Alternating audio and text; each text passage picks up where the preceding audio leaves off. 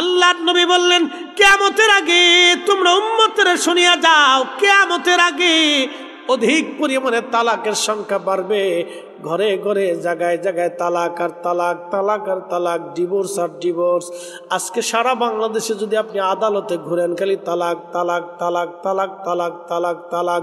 শয়তান এমনভাবে জিন্দা হয়ে গেল, তালাক তালাক তালাক তালাক তালাক। এটা কিয়ামতের আলামত।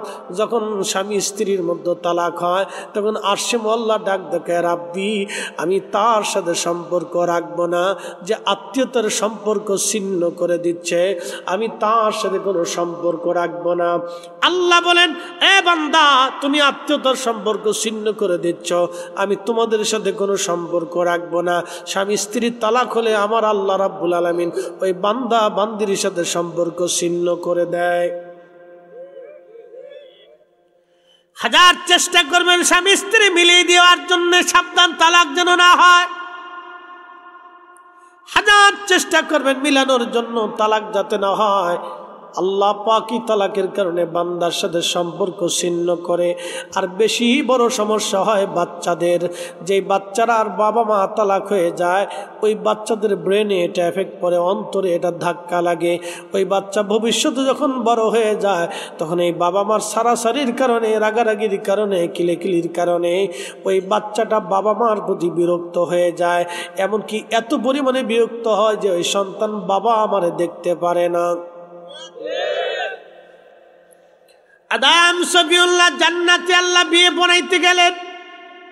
একসাথে বলি তো আল্লাহু আকবার।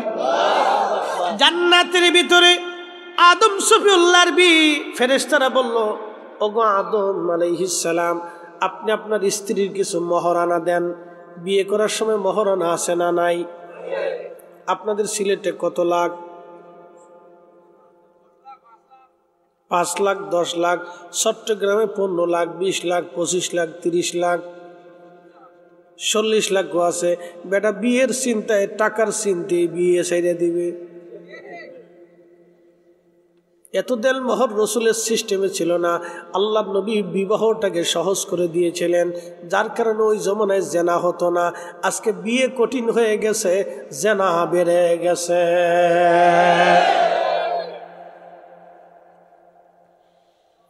বিয়ে যত সহজ হবে, জেনা তত কমে যাবে। বিবাহ বন্ধনে দেলমোহর সহজ করে দেন, সহজ হবে দেলমোহর। আল্লাহ ফাতেমার দেলমোহর ছিল একবারে সহজ, অথচ সাইয়্যিদিনী জান্নাতিনী, সাইয়্যিদিনী জান্নাতের সাইয়্যিদাতুন নিসাই আহলিল জান্নাহ।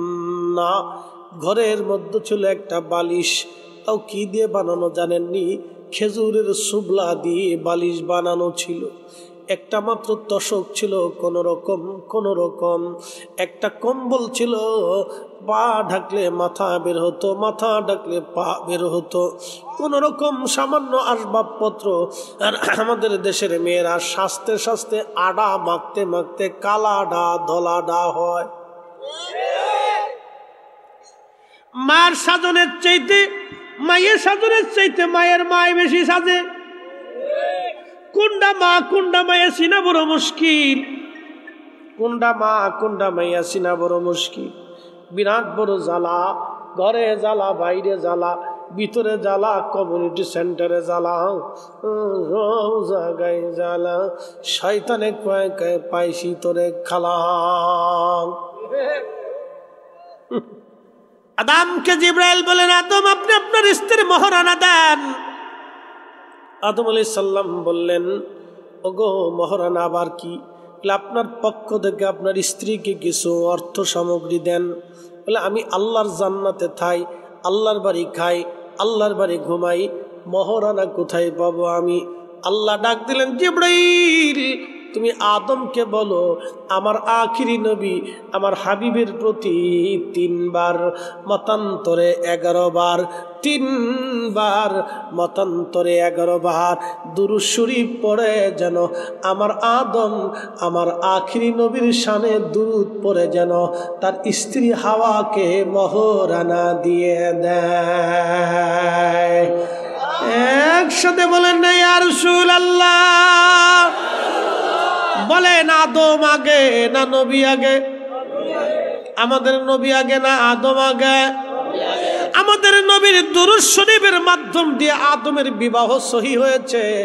নবীর দুরূদ শরীফ ছাড়া ওই দিন আদমের মহরানা ধার্য হতো না। আল্লাহ আদমের মহরানা ধার্য করেছেন আমার নবীর দুরূদ শরীফ দিয়া। একবার জোরে বলবেন কি মারহাবা। এজন্য আমার রসুলের দুরূদ শরীফ দিয়া যে কাজ শুরু হয় ও কাজে খালি বরকত আর বরকত আর বরকত আর বরকত আর বরকত। এই জন্য আমরা বাড়ি বাড়ি মিলাদ পড়াই, ঘরে মিলাদ পড়াই, ব্যবসায় মিলাদ পড়াই, দোকানে মিলাদ পড়াই। কি কথা কন না কেন? আমার নবীর দুরূদ যেখানে বরকত আছে সেখানে নবীর দুরূদ নাই বরকত নাই, নবীর দুরূদ নাই বরকত নাই। ঠিক কিনা? দুরূদ আল্লাহর নবী বলেন উম্মতরে মান সাল্লা আলাইয়া ফি ইয়াউমিন আলফা মাররা, প্রত্যেক দিন তুমি যদি 1000 বার দুরূদ শরীফ পড়ো, লাম ইয়ামুত হাত্তা ইয়ারা মাকআদাহু মিনাল জান্নাহ, দুনিয়ার জগৎ থেকে তুমি খোদার জান্নাত দেখে তোমার মৃত্যু হবে। আর যদি 1000 বার দুরূদ শরীফ পড়ো, দুনিয়ার জগৎ থেকে তুমি খোদার জান্নাত দেখে তোমার মৌত হবে। জোরে বলা যাবে কি মারহাবা? জোরে বলেন কত হাজার বার দুরূদ? 1000। জোরে বলেন কত হাজার বার? 1000 বার দুরূদ শরীফ। এশার নামাজ পড়ে তসবিহ খানা হাতে নিয়ে দুরূদ শরীফ পড়তে থাকবেন, পড়তে পড়তে পড়তে পড়তে পড়তে পড়তে ঘুমাবেন। এই জন্য নবীর মিলাদে দুরূদ শরীফ চলে।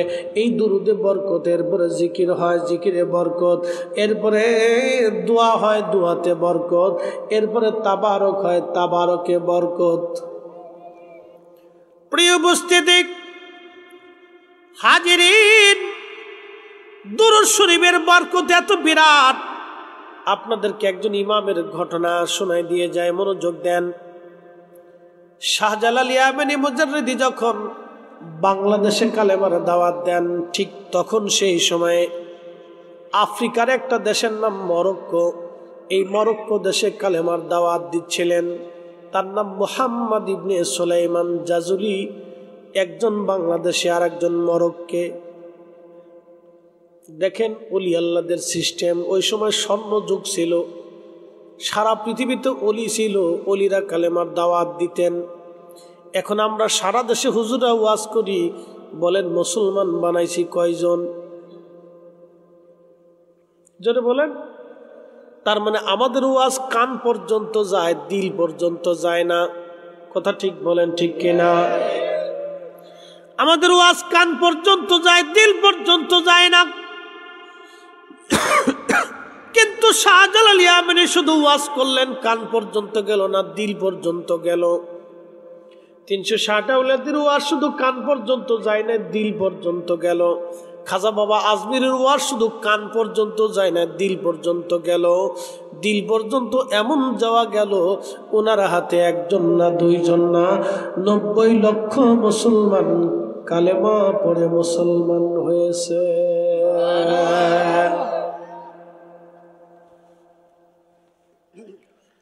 দেবনাবাসী বিশ্ববিখ্যাত ওলি মুহাম্মদ ইবনে সুলাইমান জাজুলি মরক্কো ইন্তেকাল করলেন।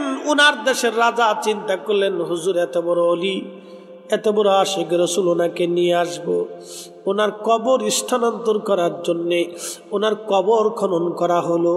কবর খনন করার পরে দেখা গেল 70 বছর পরে ওনার কবরের ভিতর থেকে কাফনের কাপড় নষ্ট হয় নাই, চুল পরে নাই, দাড়ি পরে নাই, ত্বক নষ্ট হয় নাই, চক্ষু নষ্ট হয় নাই, কান নষ্ট হয় নাই, এমনকি ব্লাড সার্কুলেশন, রক্ত সঞ্চালন তখনও চলতেছিল। দেহ তখনও তাজা, গোশত তাজা, হাত পা তাজা, শরীর শুকায়াও যায় নাই। একসাথে বলা যাবে কি মারহাবা? বলেন কবর আছে না নাই? কবর আছে না নাই? সত্য না মিথ্যা? সত্য। আল্লাহর নবী বললেন আল কবরু রাউযাতুম মিন রিয়াজিল জান্নাহ, কবর হলো জান্নাতের বাগান। আপনাদেরকে বলে দিয়ে যায়, আজ পৃথিবীতে একজনের মাজার আছে 2টা। একজনের মাজার কয়টা? দুইটা। এছাড়া আর যে যাই বলুক যে অমুক অলির মাজার 4টা, তমুক অলির মাজার 3টে, সব ডাহা মিথ্যা। এটা বগিযোগী আউযুবিল্লাহ বিসমিল্লাহ না, এটা আউযুবিল্লাহি মিনাশ শাইতানির রাজিম। আমাদের দেশে অনেকে আজাইরা গাজারে মাজার বানাইয়া ব্যবসা চালু করে দিছে। অমুক ফকির শাহ, তমুক ফকির শাহর মাজার, তমুক অমুক তমুক হাবিজাবি মাজার, এইগুলি আমরা বিশ্বাস করি না। বাবা কামেল অলি ছাড়া বিশ্বাস করা বড় মুশকিল। কথা কন না কেন, ঠিক কিনা? কামালিয়াত না থাকলে 4 পয়সাও দাম নাই। আজারে বাজারে মানুষের মাজার বানাইয়াও কোনো লাভ নাই। কথা কন জোরে বলেন, কোনো লাভ নাই। সামনে বাবা মাজার, গায়েবী মাজার, সব ধান্দা। বাইরে ফিটির দেশে তাড়ানোর দরকার, সব শয়তান। ব্যবসা করার দান্দা, মানুষের পকেট কাটার দান্দা। উচিত কথা বললে ময় বেজারও হয়ে যাবে। এইগুলিতে আমরা বিশ্বাসী না। আমরা শাহজালালে বিশ্বাসী, শাহপরান 360 হলে বিশ্বাসী, ফুলতুলি বিশ্বাসী, কাদেরিয়া, চিশতিয়া, নকশবন্দিয়া, মুজাদ্দিদিয়া বিশ্বাসী। আমরা শরীয়তে বিশ্বাসী। যারা শরীয়ত মেনে কবরে ঘুমায় গেছেন, ওলি আল্লাহ যারা, আমরা তাদের জিয়ারত যতদিন বেঁচে থাকবো করতেই থাকবো, তাদের ভালোবাসতেই থাকবো। কথা কন না কেন?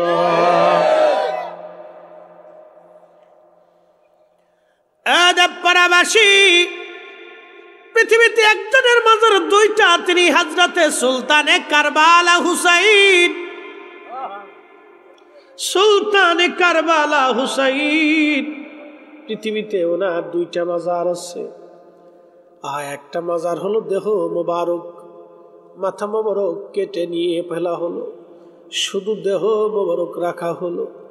শরীর থেকে বস্ত্র খুলে ফেলে দেওয়া হলো, কাপড় খুলিয়া ওনার শরীরকে বিবস্ত্র করিয়া, ওনার দেহকে আলগা করিয়া ওই কারবালার ধুলাবালির মধ্যে ওনাকে শোয়াই দেওয়া হলো। হযরত ইমাম ইবনে কাসির আল বেদায়ের মধ্যে লেখেন 70টা ঘোড়া তারা সিরিয়াল করলো। বাবাজিরে, ওরা সবাই তো কালমা পড়নেওয়ালা মুসলমান ছিল। এই জন্য নাম আব্দুল করিম হলেই তাকে বিশ্বাস করা যাবে না।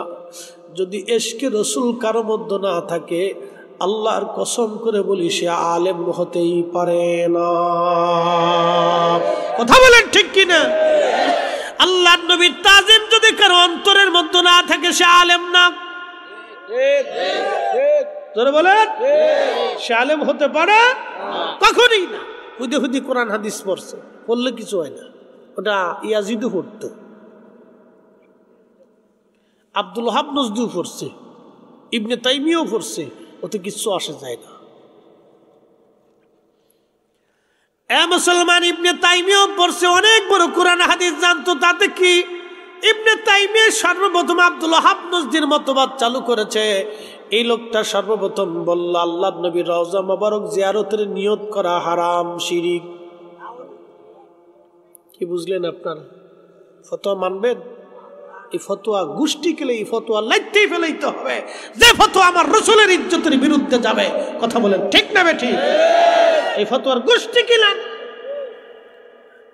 দেবপাড়াবাসী, আওলাদে রাসূল হুসাইন পবিত্র দেহ মোবারক থেকে কাপড় সরাইয়া 70টা ঘোড়াকে তারা সিরিয়াল করে ওনার দেহ মোবারকের উপর ঘোড়া দাবড়াইতে লাগলো। আপনারা জানেন, ঘোড়ার পায়ের নিচে খুর, খুরের নিচে লোহারি মানে কি বলে এটা, বেরি পরিধান করানো হতো, যাতে ঘোড়াগুলি দ্রুত গতিতে শক্তিশালীভাবে দৌড়াইতে পারে।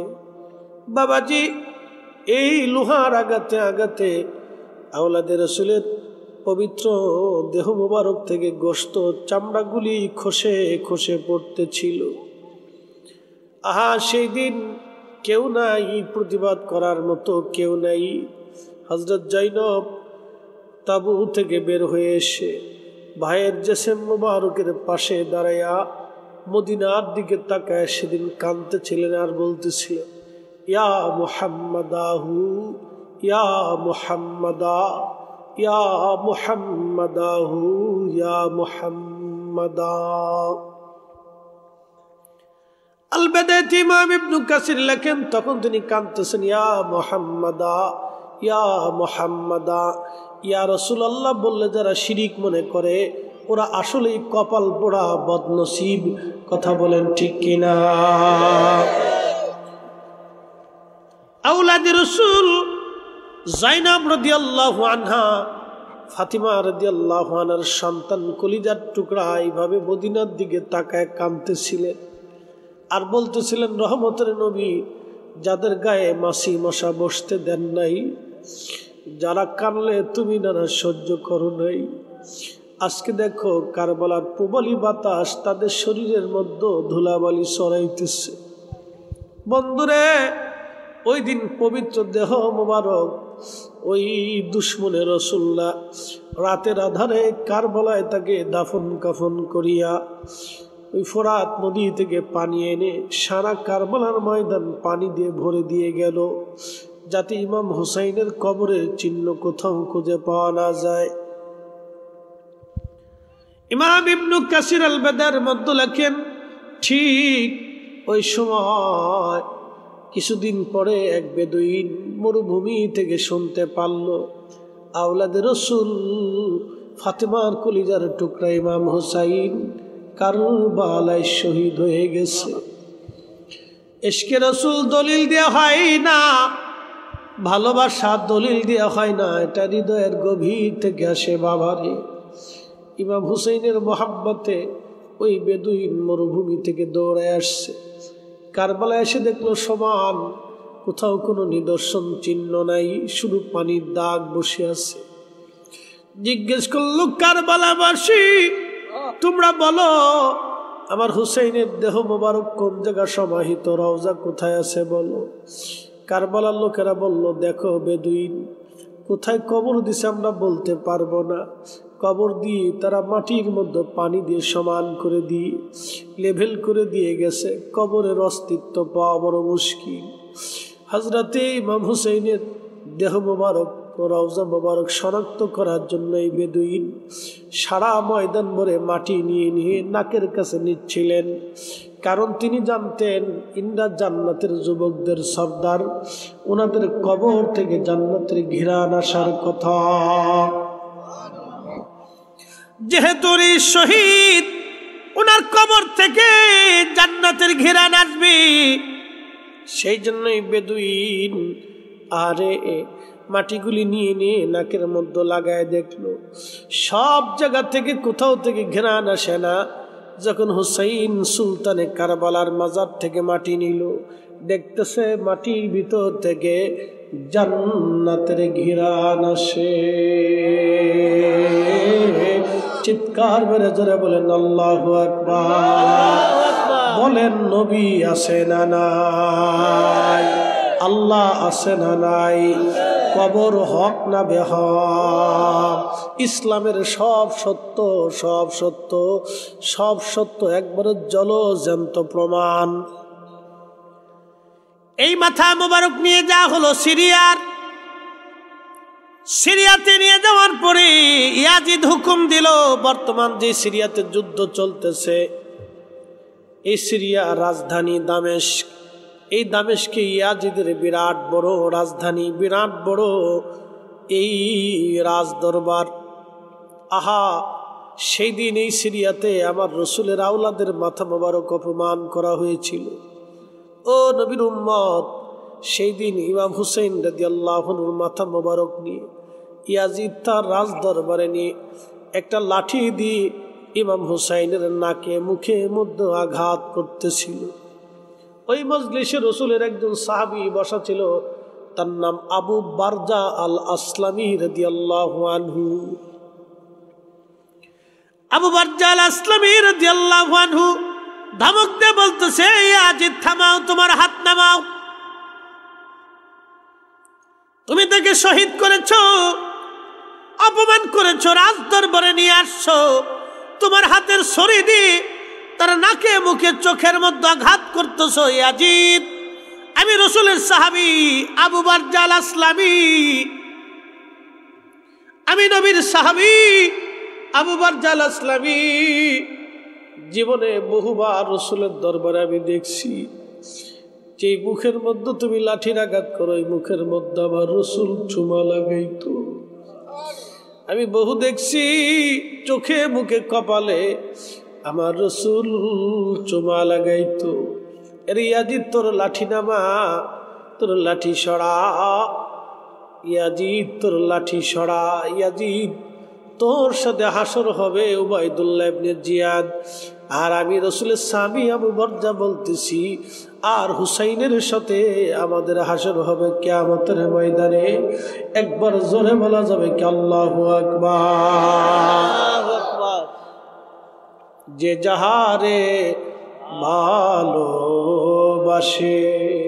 সে তো কভু ভুলে না, যে যাহারে ভালোবাসে সে তো কভু ভুলে না। রসুল তোমায় ভালোবাসে, রসুল তোমায় ভালোবাসে, তুমি তারে ভুইল না। যে যাহারে ভালোবাসে সে তো কবু ভুলে না।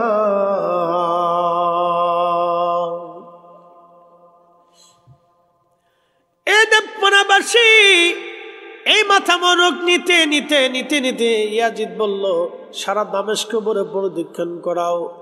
মাথা মোবারক নিয়ে বর্ষার আগায় নিয়ে সারা দামেস্কের অলি গলি দিয়ে ঘোরানো হচ্ছে। আহা, অপমান করা হচ্ছিল।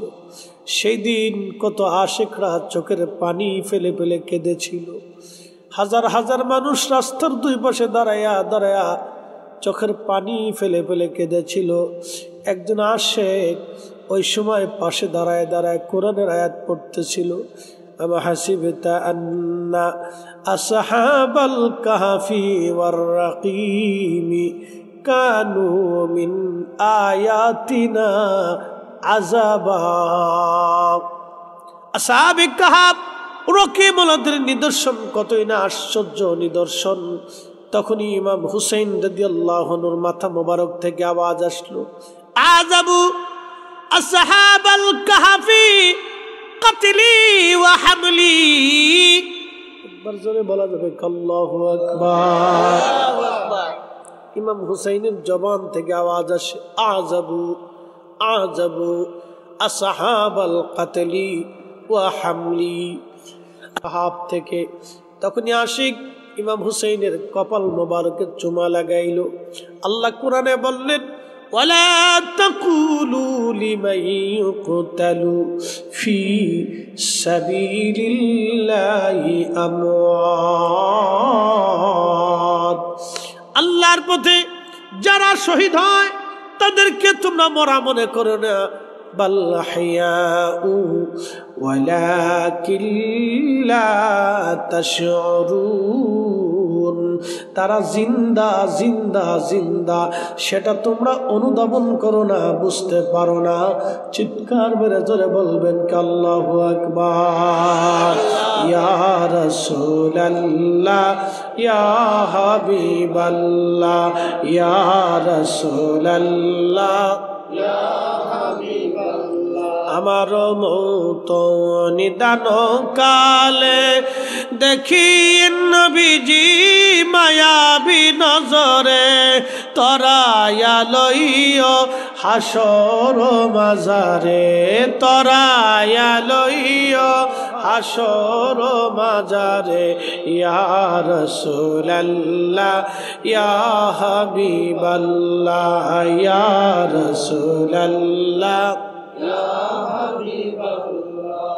কষ্ট হচ্ছে আপনাদের? এই মাথা মোবারক নিতে নিতে বর্তমানে গাজা, বর্তমানে নাম কি? গাজা, যেখানে ফিলিস্তিন এবং ইসরায়েল যুদ্ধ চলতেছে। এই গাজা বিরান ভূমি হয়ে গেল। এখানে বহু আগে থেকে যুদ্ধ, আজকে থেকে না। এই গাজা অঞ্চলে আগের নাম ছিল আসকালান। এখানে ইমাম হুসাইন রাদিয়াল্লাহু আনহুর মাজার ছিল। মস্তক মোবারক সমাহিত করা হলো এই বাইতুল আকসার এরিয়ার এলাকার ভিতরে। আজ থেকে অনেক বছর আগে, প্রায় 900 বছর আগে ক্রুসেডাররা, খ্রিস্টান বাহিনী এই ফিলিস্তিন সেই দিন দখল করে নিয়ে নিল। আজকে যেমন ইহুদিরা দখল করছে, সেই দিনে খ্রিস্টানরাও নিয়েছিল। মনোযোগ দিয়ে যাবেন দেবপাড়াবাসী। খ্রিস্টানরা যখন দখল করে নিয়ে গেল, আহা, তখন মিশরের যিনি বাদশা ছিলেন তিনি চিন্তা করলেন, খ্রিস্টানদের দখলে যেহেতু ইয়াস কালাম চলে গেছে, অতএব এখান থেকে আমাদের সাইয়েদ সুলতানে কারবালার মাজার থেকে তার মাথা মোবারক আমরা নিয়ে আসবো ফিল মিশরে। সেই মিশরে আনার জন্য 530 হিজরি 530 হিজরি হযরতে সুলতানে কারবালা হুসাইনের শাহাদাতের 470 বছর পর, 470 বছর, কত বছর?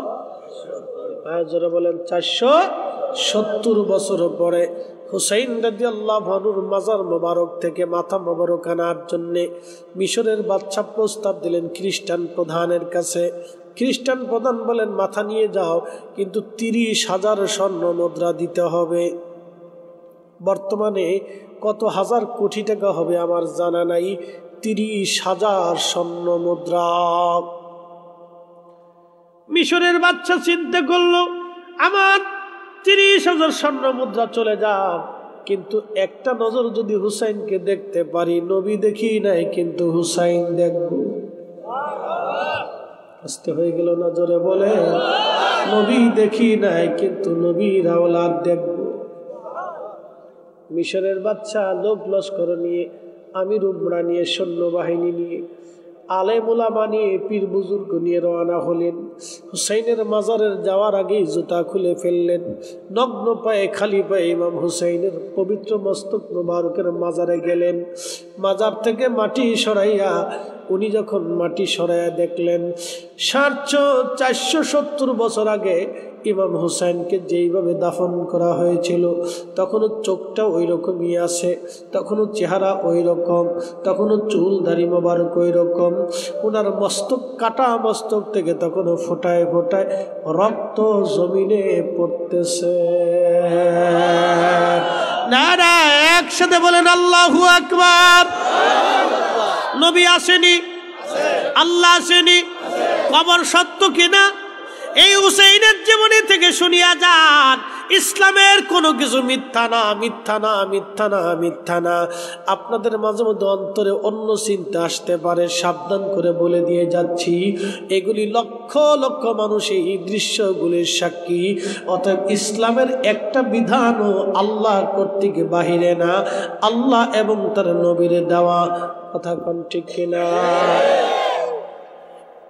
দেবপাড়াবাসী, হুসাইন রাদিয়াল্লাহু আনহু পবিত্র মাজার থেকে মাথা মোবারক উঠাইয়া নগ্ন পায়ে, খালি পায়ে, নিজে বাদশা কাঁধে করে নিয়ে চলে আসলেন মিশরের আল আজহার বিশ্ববিদ্যালয়ের পাশে। তাকে সমাহিত করা হলো। ওনার মাজার দুইটা, কিয়ামত পর্যন্ত ওনার জিয়ারত 2 জায়গা চলতে থাকবে। একসাথে বলবেন আল্লাহু আকবার। কয় জায়গা জিয়ারত চলবে? 2 জায়গায়। আর দুরূদ শরীফ এমন একটা আমল, নবীগঞ্জবাসী, দুরূদ শরীফ আপনি পড়তে দেরি হবে, মদিনায় যাইতে দেরি হয় না। আপনি পড়তে দেরি হবে, মদিনায় যেতে দেরি হবে না গো, মদিনায় যেতে দেরি হবে না। এই জন্য দুশ্মনের রাসূলরা চায় দুরূদ এই জমিন থেকে বন্ধ হয়ে যাক, আজাজিলে চাই জমিন থেকে দুরূদ বন্ধ হয়ে যাক। আমরা সুন্নিরা চাই ঘরে ঘরে মিলাদের মাধ্যমে আমার নবীর দুরূদ জিন্দা থাকুক, চালু থাকুক। হাত উঁচা করে বলেন ঠিক কিনা?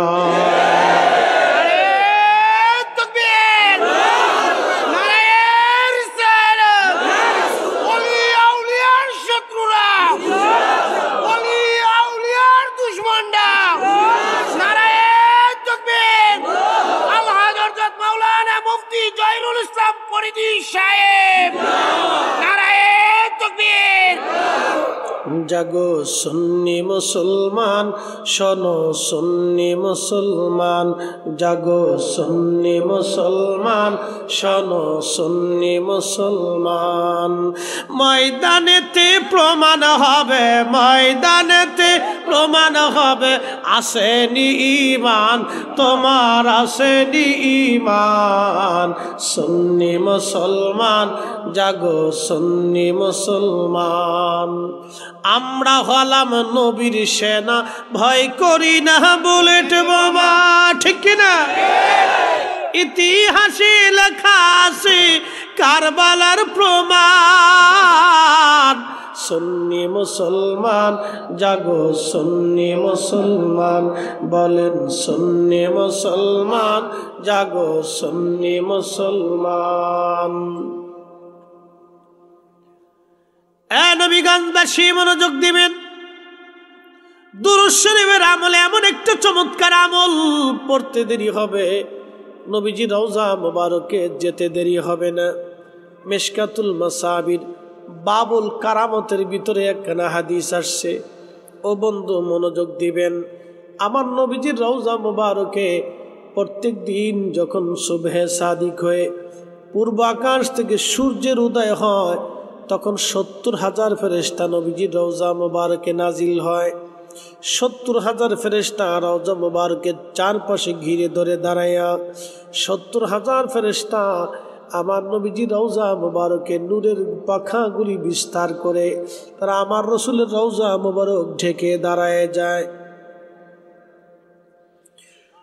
সূর্য উদয় থেকে সূর্যাস্ত পর্যন্ত একজন না দুইজন না, ওই 70,000 ফেরেশতা একসঙ্গে আমার নবীর দুরুদ ও সালাম তেলাওয়াত করতে থাকে। সন্ধ্যা যখন ঘনিয়ে যায়, সূর্য যখন ডুবে যায়, তখন ওই 70,000 আসমানে চলে যায়। আবার আসমান থেকে আরো 70,000 ফেরেশতা নাজিল হয়ে আবার রসুলের রওজা মুবারকের চারপাশে ঘিরে ধরে দাঁড়ায় যায়, নূরের পাখাগুলি বিস্তার করে দিয়ে দেয়। আল্লাহর হাবিব রওজা মুবারক ঘিরে ধরে দাঁড়াইয়া দাঁড়াইয়া তারা আমার রসুলের শানে দুরূদ শরীফ পড়তে থাকে, পড়তে থাকে, পড়তে থাকে। যখন সকালবেলা সূর্য উদয় হয়, এই 70,000 ফেরেশতা চলে যায়। একবার যে ফেরেশতা রওজা মুবারকে আসে, কোনোদিন ওই ফেরেশতার দ্বিতীয়বার আসার আর সুযোগ হবে না। একবার যে ফেরেশতা ডিউটি করে যায়, দ্বিতীয়বার ওই ফেরেশতার আর কোনোদিন সুযোগ হবে না। প্রতিদিন এইভাবে 1,40,000 ফেরেশতা দিয়া আমার রসুলের রওজা মুবারকের পাশে সমস্বরে একযোগে দলবদ্ধভাবে আমার নবীর দুরূদ সালাম তেলাওয়াত চলতে থাকে। আর আমরা বাংলাদেশে মিলাদ শরীফের মজলিস কায়েম করে দলবদ্ধভাবে দুরূদ সালাম পেশ করলে আমাদের কিছু ভাইদের দৃষ্টিতে চোখে বেদাত বেদাত লাগে। আমরা মনে করি তোমার চশমায় সমস্যা। তুমি লাগাইছো আব্দুল ওয়াহাব নজদির চশমা, এই জন্য তুমি যেদিকে তাকাও খালি বেদাত বেদাত বেদাত বেদাত মনে হয়, শিরিক শিরিক মনে হয়। তুমি ইশকে রাসূলের চশমা লাগাও নাই, তুমি মুজাদ্দিদ আল ফেসানির চশমা লাগাও নাই, তুমি শায়েখ আব্দুল হক মুহাদ্দিস দেহলভির চশমা লাগাও নাই, তুমি শাহ ওয়ালিউল্লাহ মুহাদ্দিস দেহলভির চশমা লাগাও নাই, হযরতে শাহ সুফি ফতেলি রসুলের নামের চশমা লাগাও নাই, তুমি হযরত সাহেব কিবলা ফুলতুলির চশমা লাগাও নাই, তুমি হযরত খাজা বাবা আজমিরের চশমা লাগাও নাই, তুমি শাহ মুজাদ্দিদ আল ফেসানি সিরহিন্দির চশমা লাগাও নাই, খাজা বাকিবিল্লাহর চশমা লাগাও নাই, তুমি আশকে রসুল আশিকে রসুলের চশমা লাগাও নাই। যার কারণে তুমি আব্দুল ওয়াহাব নজদির চশমা লাগানোর কারণে তুমি যেদিকে তাকাও খালি বেদাত বেদাত বেদাত বেদাত। তোমার কপালে জিন্দেগি শুধু দাঁত ছাড়া দাঁত ছাড়া, তোমার কপালে হেদায়েত নাই।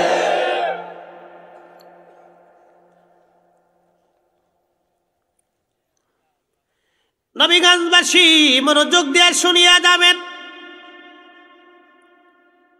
1,40,000 ফেরেশতা প্রত্যেক দিন নবীজির রওজা মুবারকে একসঙ্গে দুরূদ পড়ে। আল্লাহ জানাইলেন, ইন্নাল্লাহা ওয়া মালাইকাতাহু ইউসাল্লুনা আলান নবী। আমার আল্লাহ পড়তে থাকে, ফেরেশতারাও পড়তে থাকে, আগামীতেও পড়তে থাকবে। সুবহানাল্লাহ বলা যাবে না? আগামীতেও পড়তে থাকবে। জোরে বলেন, আগামীতেও চলতে থাকবে। আমার নবীর দুরুদ 1 সেকেন্ডের জন্য বন্ধ জমিনে হয় না, ঠিক কিনা? কোরআনে আল্লাহ বললেন, ওয়ারাফা'না লাকা যিকরাক, নবী গো, ওয়ারাফা'না লাকা যিকরাক, আমি আল্লাহ সমুন্নত করেছি, আমি আল্লাহ মহা ঊর্ধ্বে স্থাপন করেছি আপনার স্মরণকে, আপনার নামকে, আপনার ইজ্জতকে। আয়াত নাজিল হলো সূরা ইনশিরাহ, তাফসীর আবু হাতিম এবং তাফসীর তাবারির ভিতরে আজ থেকে 1200 বছর আগের লেখা। তাফসীরের মধ্যে এসেছে, জিবরাইল আমিন নবীজির সামনে এসে গেলেন, এসে নবীজিকে সালাম দিয়ে বলেন, ইয়া রাসূলুল্লাহ, আপনি কি জানেন এই আয়াত দিয়ে আল্লাহ কি বুঝাইতে চাইছে? নবীজি ভদ্রচিত জবাব দিয়ে বললেন, আল্লাহু আলাম, আল্লাহ পাকি ভালো জানে। আমার নবীজির দরবারে জিবরাইল ডাক দেয়, বলেন, ইয়া রাসূলুল্লাহ, আল্লাহ আয়াত নাজিল করলেন, আল্লাহ নিজে তাফসীর করে আমাকে আপনার কাছে পাঠিয়ে দিয়েছেন। আল্লাহ জানিয়ে দিয়েছেন, নবী হাবিবুল্লাহ, আল্লাহ আপনাকে জানাইছেন, ইদা যুকিরতু যুকিরতা মাই, আল্লাহর জিকির যেখানে, নবীর জিকির হবে সেখানে। আল্লাহর শান যেখানে, নবীর শান সেখানে। আল্লাহর আলোচনা যেখানে, রসুলের আলোচনা সেখানে। এই জন্য আজানে আশহাদু আল্লাহ ইলাহা ইল্লাল্লাহর পরে আশহাদু আন্না মুহাম্মাদুর রাসূলুল্লাহ আমার আল্লাহ নিজে চালু করাইয়া দিছে। অতএব নারায়ে তাকবীর আল্লাহু আকবারের পরে নারায়ে রিসালাতের স্লোগান জমিনে চলবে। যারা ফালতু স্লোগান বলে বন্ধ করতে চায়, আমরা মনে করি ওদের 14 গোষ্ঠী ফালতু।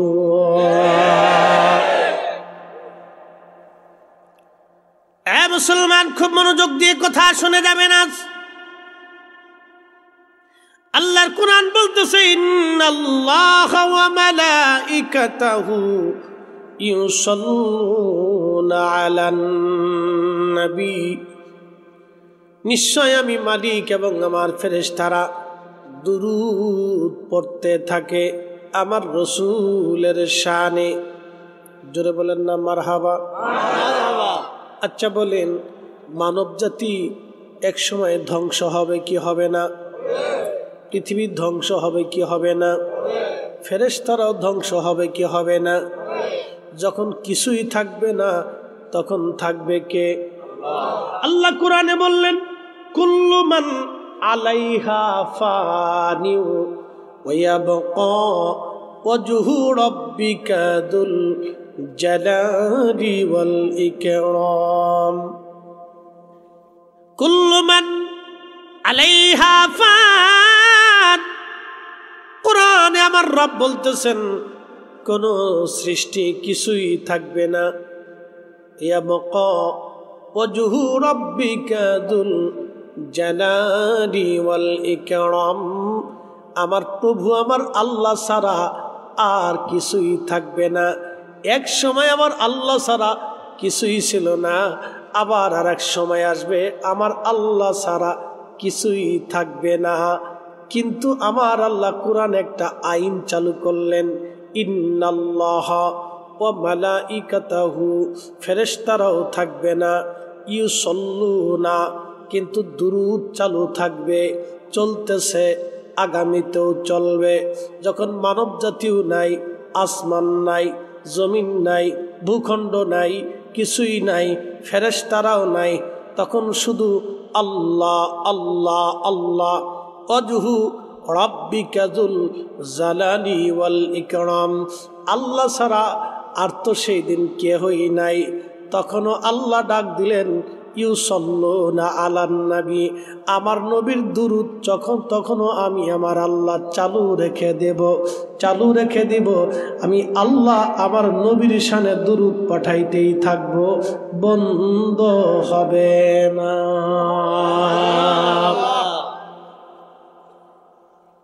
বুঝাইতে পারছি আপনাদেরকে?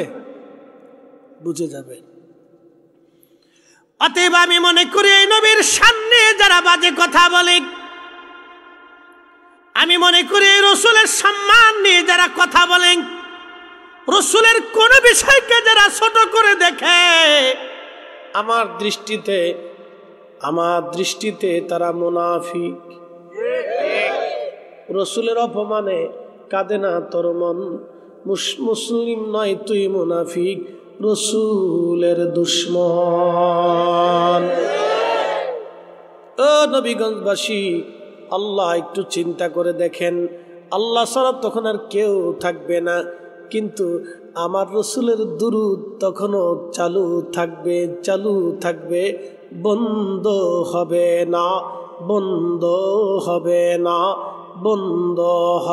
না। অতএব আমরাও সুন্নিরা যতদিন জিন্দা থাকব, আমার নবীর দুরূদ বন্ধ হতে জমিন থেকে দেব না। হাত উঁচা করে বলেন ঠিক না বেঠিক? নবীর দুরূদ পর দিলে তোমরা, নবীর দুরূদ পর দিলে হৃদয় খুলে, নবীর দুরূদ পর দিলে তোমরা, নবীর দুরূদ পর দিলে হৃদয় খুলে, নবীর দুরূদ পর দিলে গর্বেতে রাসূল দিওয়ানা, টের পাইল না মায়া মেনা, খবর দিল জিবরাইল আমিনে, হায় খবর দিল জিবরাইল আমিনে, রাইখো মনে, নবীর দুরূদ পর দিলে তোমরা, নবীর দুরূদ পর দিলে হৃদয় খুলে, নবীর দুরূদ পর দিলে আল্লাহুম্মা সাল্লি আলা, জবান খুলে, মাওলানা মুহাম্মদ ওয়া আলা আলি সাইয়্যিদিনা।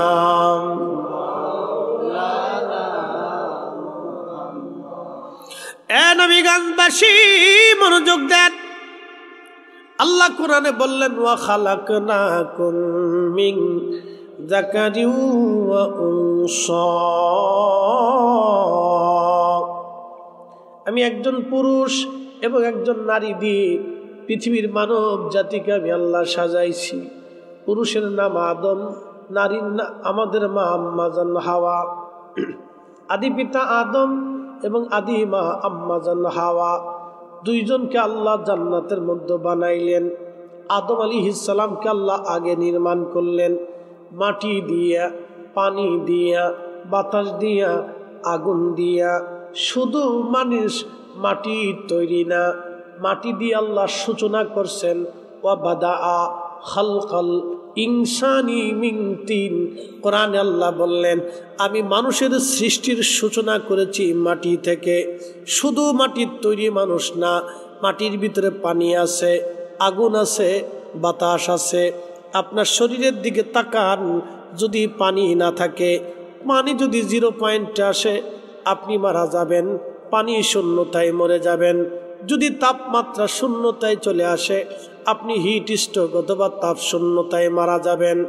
যদি আপনার দেহের মধ্যে অক্সিজেন আসা যাওয়া, বাতাস বন্ধ হয়ে যায়, তাহলে আপনি মারা যাবেন।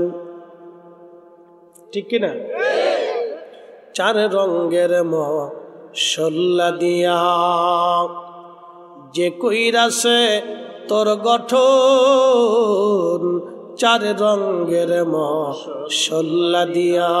আমার পীর মুর্শিদ বলতেন চার রঙের মশলা দিয়া যে কইরাছে তোর গঠন চার রঙের মশলা দিয়া। আগুন পানি মাটি বাতাস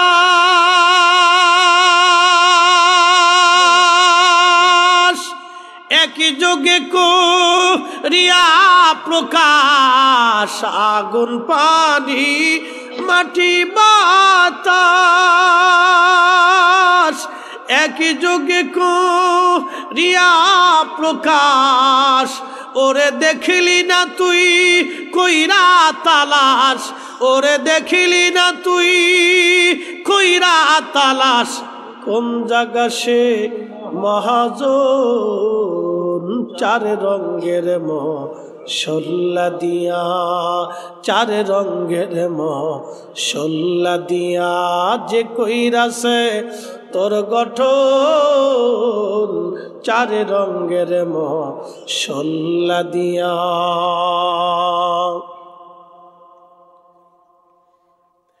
হাজরিন শুনে যান সিলেটবাসী, রব্বুল আলামিন চারটে পদার্থ দিয়ে আদম সফিউল্লাহর দেহটাকে আল্লাহ বানাইলেন। জান্নাতের ভিতরে সর্বপ্রথম মাটি দিয়ে খামির করলেন, তাসনিম নদীর পানি দিয়ে খামির করায় আমার রব জান্নাতের ভিতরে তার স্ট্রাকচার বানাইলেন। আল্লাহ নিজের হাতে সুন্দর করে আল্লাহ অবয়ব দিলেন। লাকাদ খালাকনাল ইনসানা ফি আহসানি তাকওয়িম।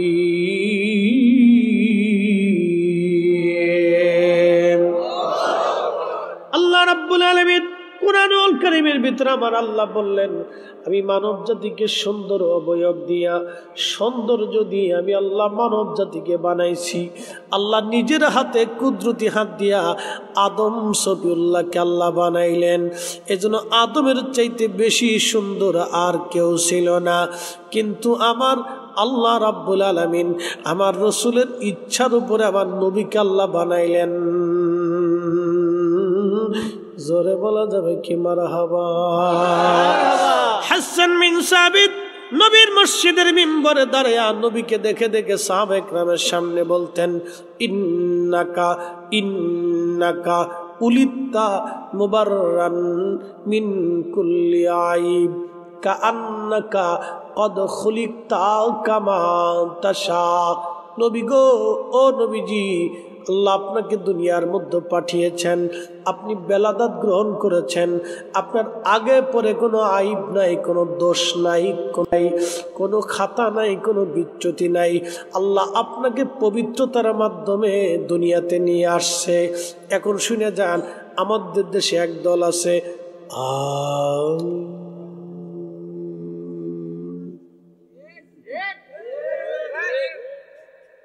এদের আকীদা হলো মুহাম্মদ সাল্লাল্লাহু আলাইহি সাল্লামের বাবা এবং মা দুইজন কাফের ছিলেন এবং তারা মুশরিক ছিলেন, তারা জাহান্নামী। এদেরকে কুত্তা মাইরা খাওয়ানোর দরকার।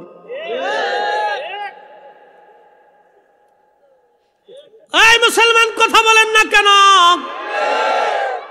হককে হক বলাটা যদি বলতে না পারেন তাহলে বুঝবেন আপনি এখনো মুসলমান না।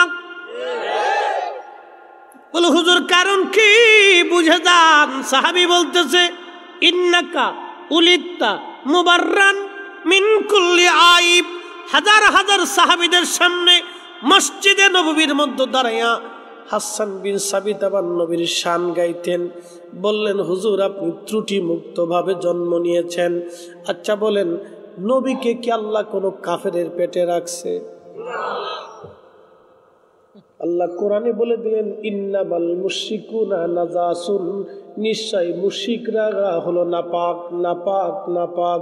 কোরআনে আল্লাহ বলতেছেন মুশরিকরা নাপাক, তাহলে কোন নাপাক পেটের মধ্যে পাক নবীরে আল্লাহ রাখছে? একসাথে জোরে বলেন তো আল্লাহু আকবার। বলেন নবী পাক না না পাক? আমি পাক করছি না আল্লাহ করছে? কোরআনে বলল হুজুর আপনি শুধু পাক না, পাক করনেওয়ালা করনেওয়ালা করনেওয়ালা। ওয়ায়ুযাক্কিকুম ওয়ায়ুআল্লিমুকুমুল কিতাবা ওয়াল হিকমাতা। নবী গো আপনি শুধু জ্ঞানী না, আপনি জ্ঞান দেনেওয়ালা দেনেওয়ালা দেনেওয়ালা। আমি বলছি না আল্লাহ বলছেন? ফয়সালা কি ফুলতুলির সাবের না আট্টুচির হুজুরের না আল্লাহর? নবীর উম্মত আশিক রাসূল খুব কথাগুলি শুনে যাবেন বাবাজি। কত সুন্দর আল্লাহর কথা, কত সুন্দর সাহাবীদের সিদ্ধান্ত। যেই নবীর বাবা মা কাফের যদি হয় তাহলে তারা নাপাক ছিল, আর নাপাক দেহের ভিতর দিয়ে কখনো আল্লাহ তার নবীকে আনেন নাই। যারা রসুলের আব্বা আম্মাকে কাফের মনে করে, আমরা অন্তত তাদেরকে ইহুদিদের দালাল মনে করি। বুঝতে কি কোনো অসুবিধা হচ্ছে? আমি বাকি ঝুঁকি কিছু রাখতেছি না। হিন্দুদের একটা বিশ্বাস হলো তাদের বিদ্যার দেবতা আছে, খাবারের দেবতা আছে, পানির দেবতা আছে, তারপরে ওই এই জন্য কালী পূজা করে, লক্ষ্মী পূজা করে, গণেশের পূজা করে, ঠাকুরের পূজা করে, লোকনাথের পূজা করে, তারপরে আপনার এই দুর্গার পূজা করে, এরপরে আপনার শিবের পূজা করে, মনসার পূজা করে। হ্যাঁ, দিন বইরে তারা 13 মাসে 12 মাসে যে কত পূজা আছে আল্লাহ জানে। ঠিক আছে না ভাই? তাদের ধর্মের তাদের বিষয়, এটা আমাদের বিষয় না, তাদের বিশ্বাসে। আচ্ছা বলেন, হিন্দুদের সাথে কি আমাদের রাজনীতি নিয়ে দূরত্ব আছে? নাই। ওরাও আমার দেশের নাগরিক, আমরাও তারা একই দেশের নাগরিক। তারাও মানুষ, আমরাও মানুষ। আমরাও লাল শাক খাই, তারাও লাল শাক খায়। শুধু আমরা শুয়োরের গোশত খাই না, আর তারা গরুর গোশত খায় না। ঠিক আছে না? তারা গরুরে ওই গাভীরে তারা মা মনে করে এবং দেবতা মনে করে। তারা গাভীরেও দেবতা বানাইছে, কারণ দুধ দেয়, দুধ দিলেই তাদের কাছে দেবতা। এটা তাদের বিশ্বাসে। আর কি বলতেছি মনোযোগ দিবেন। নবীগঞ্জবাসী, হিন্দুদের সাথে আমাদের কিন্তু রাজনীতি নিয়ে, দেশ নিয়ে, সংস্কৃতি নিয়ে, এলাকা নিয়ে দ্বন্দ্ব না, দূরত্ব না। তাদের সাথে আমাদের দূরত্ব হলো বিশ্বাস নিয়ে। এই কারণে তারা আমাদের সাথে আত্মীয়তা করে না, আমরাও তাদের সাথে আত্মীয়তা করি না। যারা আল্লাহ রসুলের আব্বা আম্মাকে কাফের মনে করবে, জাহান্নামী মনে করবে, তাদের সাথেও আমাদের আত্মীয়তা হওয়ার কথা না। কথা ক্লিয়ার না ভেজাল আছে? একবারে ফিনিশ, রিফাইন করে দিছি। এই জন্য আমরা সুন্নি আর ওরা নজদি। আমরা কি তা? সুন্নি। জোরে বলেন আমরা কি? আমরা কি? সুন্নি হলো ইমানে। সুন্নি কিসে? ইমানে। জোরে বলেন সুন্নি কিসে? ইমানে। আকীদা ইমানে, আকীদা ইমানে সুন্নি, আহলে সুন্নাত ওয়াল জামাতের অনুসারী। হাত উঁচা করে বলেন ঠিক না বেঠে? বন্ধু মনোযোগ দিবেন। আমার নবীর উম্মতের মর্যাদা এখানে। হায়াত হবে কম, নেকি হবে কম, কিন্তু জান্নাতে চলে যাব সবার আগে। শুধু জান্নাতে সবার আগে যাব না, ভালো জান্নাত যেটা আল্লাহ সেটা দিবে। আমরা থালিও ধরবো ভালোটা, খাবার খাবো মজারটা, ঘুমাবো দারুণ বিছানা। আমরা হায়াত হইল কম, নেকি করলাম কম, কিন্তু বেনিফিট পাবো আমরা বেশি। আমাদের গুণে না, নবীর গুণে। সিন্নি খাইছ মুল্লা চিনো নাই, ওরে ওয়াহাবি নজদি সিন্নি খাইছ মোল্লা চিনো নাই, ও মোল্লা চিনো নাই। শরফুল মাকিনা অশরফুল মাকান, শরফুল মাকানে অশরফুল মাকিন। কিছু জায়গার কারণে মানুষের দাম বাড়ে, কিছু মানুষের কারণে জায়গার দাম বাড়ে। আমাদের কারণে নবীর দাম বাড়ে নাই, নবীর কারণে আমাদের দাম বাড়ল। মদিনার কারণে নবীর দাম বাড়ে নাই, নবী থাকার কারণে মদিনার দাম বাড়ল। নবীজির রওজা শরীফ থেকে মিম্বার শরীফ পর্যন্ত জায়গাকে কি বলে? রিয়াজুল জান্নাহ। আচ্ছা বলেন, এত জায়গা থাকতে ওই জায়গা রিয়াজুল জান্নাহ হইল কে? প্রশ্ন আসে না? এত জায়গা থাকতে ওই জায়গা রিয়াজুল জান্নাহ হইল কে? মক্কাতে রিয়াজুল জান্নাহ হইল না, বাইতুল আকসাতে হলো না, বাংলাদেশে বাইতুল মুকাররমে হলো না, কিন্তু ওই জায়গা কেন রিয়াজুল জান্নাহ হলো? কারণ কি? যেখানে নবীজি রওজা শরীফ, ওইখানে ছিল আম্মাজান আয়েশা রাদিয়াল্লাহু আনহার হুজরা, এবং বাকি আম্মাজানদেরকে নিয়ে ওই ঘরে ওই এরিয়ার ভিতরে নবী থাকতেন। মনোযোগ দিয়ে কথাগুলি শুনবেন। বাম পাশে একটা দরজা বাবে জিব্রাইল, তার পাশে আর একটা দরজা বাবুন নেসা। মহিলার ওই দরজা দিয়ে এসে পর্দার আড়াল থেকে নবীজির কাছ থেকে মাসলা জানতেন, আম্মা জানদার কাছ থেকে মাসলা মাসাইল, কোরআনের আয়াত হাদিসের বিধান জেনে নিয়ে যাইতেন। ও মুসলমান শুনে যান, যখন বেলাল আজান দিত, এখন আপনারা দেখবেন মদিনাতে মসজিদে নববীর ওই রিয়াজুল জান্নাহ থেকে পিছনের দিকে ডান দিকে একটা ছোট্ট ছাদের মতো দেখা যায়। ওই ছাদের মতো টাইলস দিয়ে বানায় রাখা হয়েছে। পুরা বিল্ডিং এর নিচে আরো ছোট্ট একটা ছাদ, ছোট্ট একটা ছাদ। ওইখানে দাঁড়াইয়া মদিনার মসজিদের মুয়াজ্জিনরা আজান দেয়। ওই আজানটা শুধু ওইখানে দিত না, ওই জায়গা ছিল বনু নাজ্জার গোত্রের এক মহিলা সাহাবীর ছাদ। ওই ছাদের উপরে দাঁড়াইয়া বেলাল আজান দিত। সেই আজান ওইখানে এখনো চলতেছে। মসজিদে নববী যতদিন থাকবে ততদিন ওই আজান ওইখানেই নবীর মুয়াজ্জিনরা দিতে থাকবে। নবীর মসজিদের যত মুয়াজ্জিন আছে ওইখানে দাঁড়ায় আজান দিবে, কিয়ামত পর্যন্ত ওইখানে দাঁড়ায় আজান চলবে। একবার জোরে বলবেন কি মারহাবা।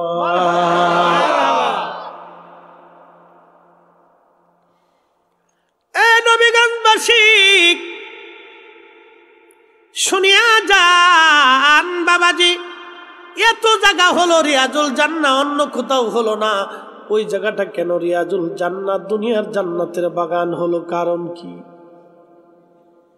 ওই জায়গাকে নবী কেন জান্নাত ঘোষণা দিলেন?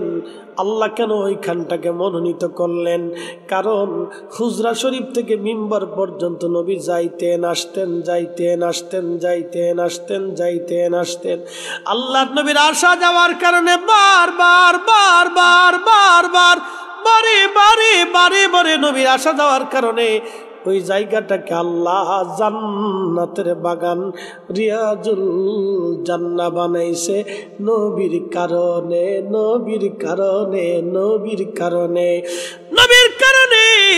একটা জায়গা যদি রিয়াজুল জান্নাহ হয়, আমার দেশে যারা বুকে হাত বেঁধে নামাজ পড়ে ওরা কয় নবীর কবরকে কবর বলতে হবে, রওজা বলা হারাম, নবীর কবরকে রওজা বলা যাবে না। আরে নবীর কারণে দুনিয়ার একটা সাধারণ জায়গাটা রিয়াজুল জান্নাহ যদি হয়ে যায়, তাহলে আমার নবী যেইখানে ঘুমায় এই জায়গাকে যারা জান্নাতের বাগান মনে করে না, রওজা মনে করে না, আমরা মনে করি তারা ইহুদিদের খালাতো ভাই। বেমারি জোরে বলেন কি? আরো জোরে জোরে হয় না কেন? জোরসে বলা।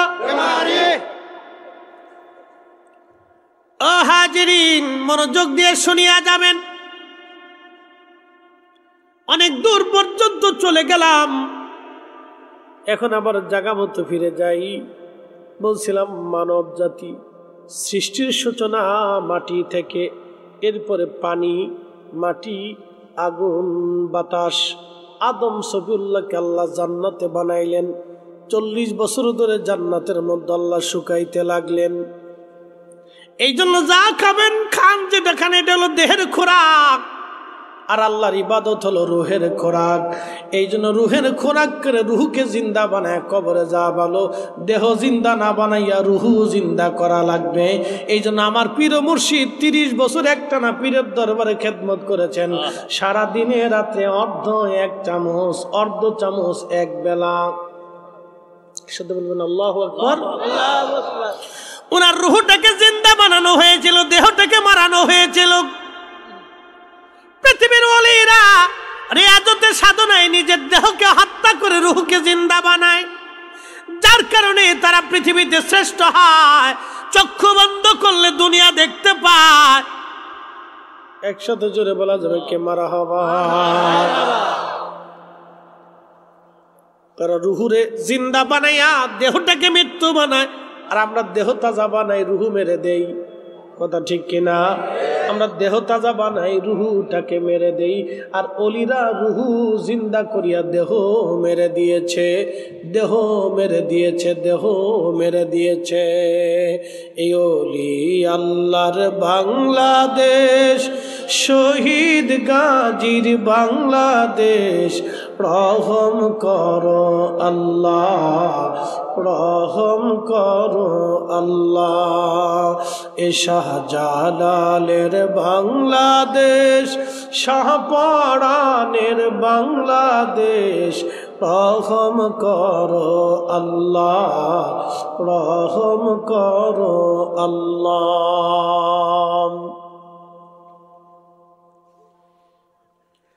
এ নবীগঞ্জবাসী, বাসডোরবাসী, মনোরোগ দিয়ে শুনিয়া যান। আদম সফিউল্লাহকে আল্লাহ জান্নাতের মধ্যে বানাইয়া 40 বছর পর্যন্ত জান্নাতে শুকাইতে লাগলেন, শুকাইতে লাগলেন সুন্দর অবয়ব দিয়ে। মানুষ বড় সুন্দর, এই মানুষের সাথে আল্লাহর প্রেম হলো। আল্লাহ পাখি বানাইলেন, পাখিরা আল্লাহর জিকির করে। গরু, ছাগল, হাঁস, দুম্বা, ভেড়া, বকরি, পৃথিবীর মধ্যে যাহা আছে, ইউসাব্বিহু লিল্লাহি মা ফিস সামাওয়াতি ওয়া মা ফিল আরদ। আসমানে জমিনে যাহা কিছু আছে সব জিকির করে আমার আল্লাহর, তসবিহ পড়ে আমার আল্লাহর। কিন্তু কোন জাতির সাথে আল্লাহর প্রেম হলো না, ফেরেশতাদের সাথে হলো না, জিনদের সাথে হলো না, পাখিদের সাথে হলো না, পশুদের সাথে হলো না, পাহাড়ের সাথে হলো না, জমিনে, সাগরে, নগরে মাছ, কোনো বস্তুর সাথে আল্লাহর প্রেম হলো না। অথচ সবাই আল্লাহর জিকির করে। কিন্তু এই মানব জাতির সাথে আল্লাহর প্রেম হলো কারণ কি? আল্লাহ এই মানব জাতির ভিতরে আখিরি নবী পাঠাবে। আল্লাহ বানাইলেন কত জাতি, হইল না তার প্রেম প্রীতি। ঠিক কিনা? আল্লাহ আমাদের আগে জিন জাতি বানাইছিলেন, জিন। এই জিনেরা পৃথিবীতে কোটি কোটি বছর তারা বিচরণ করলো। জিন জাতির আদি পিতার নাম ছিল তারান্নুস। জিনদেরকে আল্লাহ বানাইলেন আগুন দিয়া। ওয়াখালাকাল জান্না মিন মারিজিম মিন নার।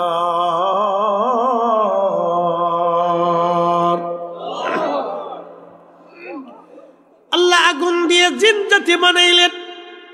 আগুনের শিখা থেকে আল্লাহ জিন জাতি বানাইলেন। জিনেরা উগ্র হলো, মারামারি করে, কাটাকাটি করে, দাঙ্গা হাঙ্গামা, আল্লাহর কথা মানে না। জিনদের হায়াত হলো লম্বা লম্বা হায়াত। জিনদের আদি পিতা যিনি তারান্নুস, তিনি হায়াত পাইছিলেন 60,000 বছর। আসতে হয়ে গেল না? জোরে বলেন কত হাজার বছর? বাবা মুসলমান, খুবই মনোযোগের সাথে কথাগুলি শুনে যাবেন। আজ বুঝাটা বড় জরুরি, বুঝাটা আমাদের দরকার। আমার আল্লাহ আল্লাহ আল্লাহ আল্লাহ। আদম সফিউল্লাহর কথা বলছিলাম। আল্লাহ আদম আলাইহিস সালামকে জান্নাতের মধ্যে বানাইলেন। জান্নাতে সুন্দর করে বানাইয়া আল্লাহ জান্নাতে রাখলেন।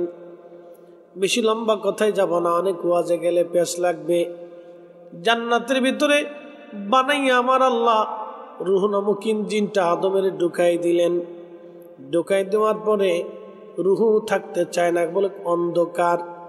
ইমাম মোল্লা আলী কারি মাক্কি আল মাউরিদের মধ্যে লেখেন, তখন নূরে মুহাম্মদী আদম আলাইহিস সালামের সেকেমে আমার আল্লাহ রব্বুল আলামিন ফিট করাই দিলেন। নূরে মুহাম্মদী যখন গেল, তখন আদম সফিউল্লাহর শরীরে আল্লাহ নূর নূর দিয়ে দিলেন, নূরে নূরান্বিত করে দিলেন। আদম শফিউল্লাহ, না না একটার ভিতরে আরেকটা দিবেন না, আমার ওয়াজ করতে দেন। আদম শফিউল্লাহর পবিত্র দেহ মুবারকে যখন নূরে মুহাম্মাদি আসলো, নূরে মুহাম্মাদি আসার পরে তখন আল্লাহ রাব্বুল আলামিন রুহুর মুখিন জিনখানা ফিট করে দিলেন। যখন জিনখানা ফিট করলেন, আল্লাহ আদম আলাইহিস সালাম হাসি দিলেন, সেজদা দিলেন, শুকরানা সেজদা দিলেন। এরপরে আমার আল্লাহ রাব্বুল আলামিন জান্নাতে তারে ঘোরান, জান্নাতের বিরাট বড় নাজ নিয়ামত খান আর ঘোরেন, কিন্তু ভালো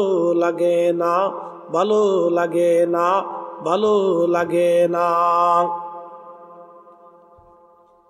man can not live alone, মানুষ একা একা বাস করতে পারে না। এই জন্য কেউ যদি বলে আমি জীবনে বিয়ে করব না, আমার বাচ্চা কাচ্চার দরকার নাই, একা একাই সারা জীবন কাটাই দিব, এই সিদ্ধান্ত নিছক একটা ভুল সিদ্ধান্ত। সে জীবনেও একা একা কাটাইতে পারবে না, এটা চলে না। আল্লাহ আদমকে জান্নাতের মধ্যে বানাইলেন, আদমের ভালো লাগে না, সঙ্গিনীর দরকার। আমার রব্বুল আলামিন আদম আলাইহিস সালামের বাম পাজরের একটা কিঞ্চিত বাঁকা হাড় দিয়া আল্লাহ আম্মা জান হাওয়া আলাইহিস সালামকে বানাইয়া জান্নাতের এক কোনায় বসায় রাখলেন। আদমের ঘুম ভেঙে যাওয়ার পরে দেখে সুন্দর তার মতোই অবয়ব চমৎকার এক নারী বসে আছে। ঘন্টা মুড়ি দিয়ে দেখতে গেলেন, ঘন্টা উঁচা করে দেখি আবার এটা আবার কেডা। আল্লাহ ডাক দেখা, আদম দাঁড়াও।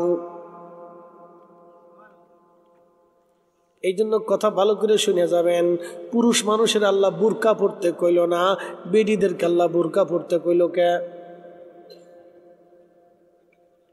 শুনে যান, বুঝে যান, এখানে একটা পেঁয়াজ আছে। আল্লাহ পুরুষকে বুরকা পড়তে বলল না, নারীকে কেন বুরকা পড়তে বলল? কারণ কি?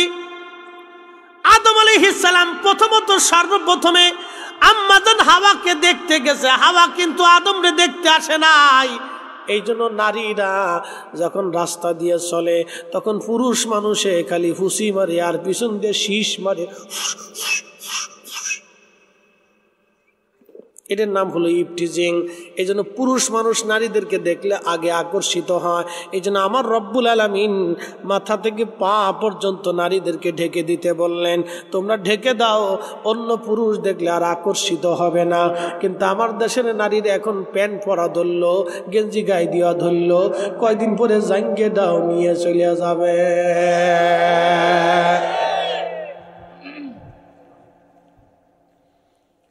কয়দিন আগে ঢাকাতে কনসার্ট হয়ে গেল, কয়দিন আগে ঢাকায় কনসার্ট হলো, হাজার হাজার নারীরা কনসার্ট দেখার জন্য গেছে। পাকিস্তানের কোন শিল্পী বলে ভালো গান গায়, আমি জীবনেও শুনিনি একটা গানও। বলে কোন শিল্পী বলে ভালো গান গায়, এই ভালো গান শোনার জন্য বেডিরা গেছে। প্যান্ট শার্ট পরে বেডি যায়, বেডির মায় যায়, মেয়ে যায়, মেয়ের মা যায়। মাও প্যান্ট পরে, মায়ও প্যান্ট পরে, মায়ও জাঙ্গিয়া কি বলে হাফ প্যান্ট, মেয়েও হাফ প্যান্ট, মায়ও জিন্সের প্যান্ট, মেয়েও জিন্সের প্যান্ট। দেখবেন লেডা লেডি টুনাটুনি মগামগি, লেডিস আর জন্ডি সব এক জায়গা হয়ে গেছে। কোনটা বেডা কোনটা বেডি বোঝা বড় মুশকিল, ইজলে মিজলে সব এক জায়গা হয়ে গেছে। এ জাতি যতদিন এইভাবে চলতে থাকবে তত এই জমিনে ল্যাংটা তৈরি হতে থাকবে, মানব জাতি অসভ্য হতে থাকবে। আল্লাহ মানব জাতিকে অসভ্য বানাইতে দুনিয়াতে পাঠায় নাই। নারী নারীর পোশাক পরবে, পুরুষ পুরুষের পোশাক পরবে। নারী কেন পুরুষের পোশাকে হাত দেয়? কারণটা কি? আমরা পুরুষ মানুষ তো নারীর প্যান্ট, নারীর কাপড় পরতে যাই নাই। আমরা কোনোদিন সেলার কামিজ পরি না, আমরা পুরুষরা শাড়ি পরি না, আমরা চুড়ি পরি না, আমরা কানেরটা দেই না, আমরা নাকেরটা দেই না, আমরা মাথায় টিকলি দেই না, গলার মালা দেই না। তাহলে আমার দেশের বেডিরা কেন আমার প্যান্ট নিবার চায়, আমার গেঞ্জি নিবার চায়, আমার শার্ট নিবার চায়? বোঝা গেল ওরা আমার জাঙ্গে দাও কয়দিন ভরে নিয়ে যাবে। শুনে যান, যেই নারী পুরুষের সুরত ধরে ও নারী জাহান্নামী। জোরে জোরে জোরে জোরে জোরে, ও নারী কি? জোরে বলেন। দাউস, পচা গলা বেমারি, কি কথা কন না কে? এটা কি? আর যেই পুরুষে নারীর কানের তা কানে লাগায়, এটা হলো বড় বেমারি, ক্যান্সারে আক্রান্ত। কি কথা ঠিক কিনা? ক্যান্সারে আক্রান্ত হেতা। বাসডোরবাসী ভালো করে শুনে যান, মনোযোগ দিয়ে যান। আদম সফিউল্লাহ জান্নাতের ভিতরে আম্মা জানকে যখন দেখতে গেলেন, তখনই আল্লাহ ডাক দেখে, আদম দাঁড়াও, বিয়ে পড়াইতে হবে। বলে রব্বি, বিয়ে আবার কি? বলে আদম, বিয়ে হলো তোমার স্ত্রীর সঙ্গে লেনা দেনা, বৈবাহিক একটা বন্ধন, পবিত্র বন্ধন। বাসডোরবাসী, দেবপাড়াবাসী মনোযোগ দিয়ে শুনিয়া যান। আদম সফিউল্লাহ জান্নাতে, আল্লাহ বিয়ে পড়ানোর জন্য জিব্রাইল আসলো, ফেরেশতারা আসছে। মোল্লা আলী কারি মাক্কি আল মাউরিদের মধ্যে লেখেন, ইমাম আবুল ফরাজ ইবনুল জৌজির এক কিতাবের হাওয়ালা দিয়ে আল্লাহর নবী রাসূল করিম সাল্লাল্লাহু আলাইহি সাল্লাম বলতেছেন, সাহাবীরা রে, আমাদের আদি পিতার বিয়ে পড়ানোর জন্য জান্নাতে জিব্রাইল আসলো, ইজাব কবুল চলতেছে বিয়ে পড়ানোর জন্য। ও শোনেন, বিবাহটা একটা পবিত্র বন্ধন। বিয়েটা কিন্তু কোনো দুনিয়াবি আনন্দ ফুর্তি না। এই বৈবাহিক বন্ধনের মাধ্যমে আমি আমার মায়ের পরিচয় পেয়েছি, আমি আমার বাবার পরিচয় পেয়েছি, ভাইয়ের পরিচয় পেয়েছি, বোনের পরিচয় পেয়েছি, আমার ফুফু পাইছি, নানা পাইছি, দাদা পাইছি, খালা পাইছি, খালু পাইছি। কি কথা ঠিক কিনা? যদি এই পবিত্র বন্ধনের মাধ্যমে না হতো, তাহলে আমার পরিচয় হতো অবৈধ। ঠিক কিনা? আমি তাহলে আমার পরিচয় ছিল না, বাবার পরিচয় ছিল না, কে আমার বাবা আমি জানতাম না। শিয়াল, কুত্তা, ওই বিলাই, ছাগল, এরা যেমন তাদের কোনো শরীয়ত নাই, তাদের বাবার পরিচয় নাই, ঠিক মানব জাতিকে আল্লাহ এটা করেন নাই। বাবা মায়ের পরিচয়ের মাধ্যম দিয়া হালাল পদ্ধতি বৈবাহিক বিবাহের মাধ্যমে আল্লাহ একটা পরিচয় দিয়েছে। এই বৈবাহিক পদ্ধতিটা পবিত্র রাখতে হবে। কিন্তু আমার দেশে বলে ডেক সেট বাজে,